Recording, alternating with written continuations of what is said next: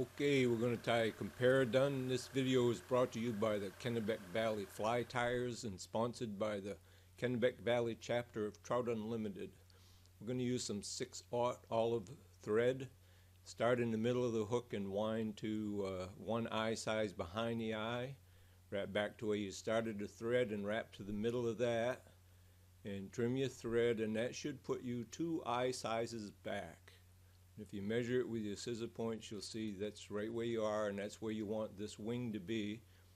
This wing is deer body hair. At the end of the video, I'll talk about the materials that are used in this, but this is deer body hair, and you can get light and dark hair. You can get it with colored tips like these. The colored tips are very nice. You trim that off a clump. I'll talk about the size of the clump later. And clean out the butt sections and then stack the tips like this. And you see how black and banded and then brown and then black tipped they are. Those are the good ones. Now watch, though, I make a mistake when I pinch and wrap this, and you'll see it right here. As I'm wrapping, I'm pulling back with my thumb and forefinger, and I slide the whole stack of hair back. I'll pay for that mistake later. But something to watch for when you're tying yours. I'll show you how I correct that. Now I measure the whole length of the shank and measure it against the wing. It's the right length. I'll tip these butt sections up so I can trim them off at an angle and tie them down. I make a wrap around and then pull tight, make a wrap around and pull tight so that the thread torque doesn't pull that down around. Now see how I'm pushing this wing straight back? Not up like this. Up like this is a bad thing. You push it down and back. And then fold it back and wrap in front of it with your thread, and don't wrap way out. Like out here is too far out, and then it wraps out there, unwrap them and come back and wrap right at the base of the wings. 8 to 10 wraps. We've actually wrapped too far back, but I can trim those pieces that I trapped too far down, but I wanted to wrap against the base of those wings to stand them up straight like that. And any hairs you trap down around the bottom, you can just trim them out. They'll disappear as the fly gets tied. The important thing is that wing stands up and is pretty straight up and down. You'll be able to adjust it a little bit when the dubbing comes later. So you wrap to the back, and speaking of dubbing, and get your rabbit fur dubbing. You can get it in all kinds of colors. Comes all pre-packaged and cleaned, washed, dyed, all kinds of good colors. And you take just a little bit of it, not much. This is too much. You watch later when I wrap this, you'll see the problem with that. Now I've got just a small amount here in the back, and I'm going to build a bump of dubbing. Now see, when I get to that thicker stuff, see how that it doesn't want to wrap or lay. So I'm going to strip that off because I've got a bubble layer of dubbing. That's what I needed, and I'll come back towards the middle of the hook, clean that up, and we'll get some tailing fibers to make the tails for this.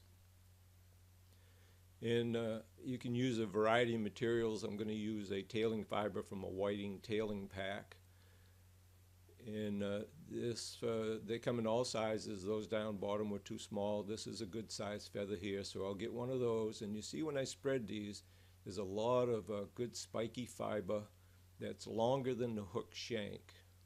So I'm going to cut 4 or 5 of these fibers out. Nope, I got too many. Really 4 is what they generally call for on each side of this. Now measure these. I can always cut a couple off. I can't add more later, but I can cut some off. I attach these to the far side of the hook. See, I wrap around, loose, pull tight, wrap around and pull tight. But you make a fairly loose wrap around so you don't torque those things down.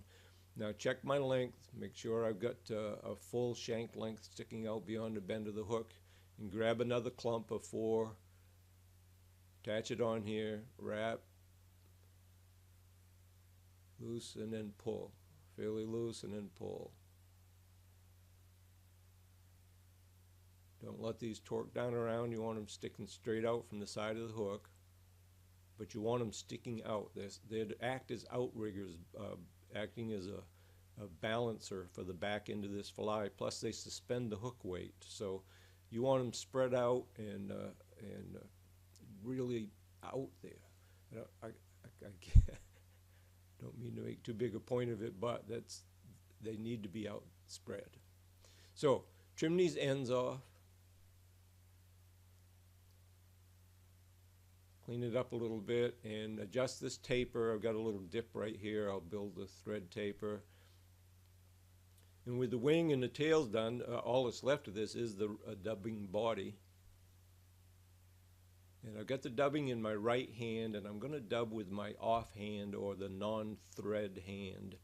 And the advantage of that is if you dub with your bobbin hand, you have to keep letting go of the thread and then picking up the dubbing and putting the dubbing down. And see how little of this I'm using, by the way? Notice that. But so holding it in your right hand and dubbing with your off hand, or holding it in your thread hand and dubbing with your off hand, is a good thing to learn to do, because your dubbing is right there when you need it. So I'm going to use up the thread I hadn't gotten any dubbing on, coming to the back of the hook intentionally.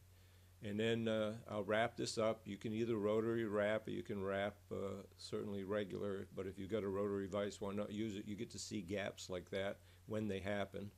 I didn't have enough dubbing, so I just added some more, but I didn't have to let go of anything. I just reached over with my offhand and grabbed the dubbing that was already in my thread hand and dubbed a little more. Now here's where I'm going to pay though for that mistake earlier. See, I needed a little more dubbing, and I'm coming to the front and I realize, oh man, something moved.